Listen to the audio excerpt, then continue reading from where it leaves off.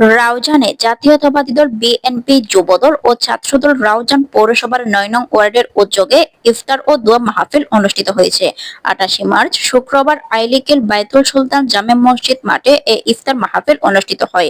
Word বিএনপির সভাপতি ও উত্তর জেলা যুবদলের সাংগঠনিক সম্পাদক আওরঙ্গজেব খান সম্রাটের সভাপতিত্বে অনুষ্ঠিত মাহফিলে প্রধান অতিথি ছিলেন পৌর বিএনপির সাধারণ সম্পাদক ইফতেখার উদ্দিন খান। বিশেষ অতিথি ছিলেন বিএনপি নেতা ফিরোজ আহমদ, ডাক্তার ফারুক, আনোয়ার হোসেন, মোহাম্মদ লিটন, নবাব সিরাজউদ্দৌলা খান, যুবদল নেতা জামাল উদ্দিন, ইলিয়াস, মোহাম্মদ সাজ্জাদ, মোহাম্মদ রবিউল, ইঞ্জিনিয়ার সোহেল খান, তারেকুল ইসলাম, মোহাম্মদ আলী, সুমন চৌধুরী, উমর ফারুক, মোহাম্মদ নিশাত, সাইফুল আলম বাপ্পু, মহিউদ্দিন, মোজাম্মেল হোসেন, সৈয়দ হোসেন, ইমরান শহীদুল, তসলিম, মাওলানা নুরুল আলম জেহাদি, মাওলানা আব্দুল করিম, মাওলানা জয়নাল আবেদিন জামাল, মোহাম্মদ রিদওয়ানুল হক, মোহাম্মদ ইব্রাহিম, মোহাম্মদ খলিলুর রহমান।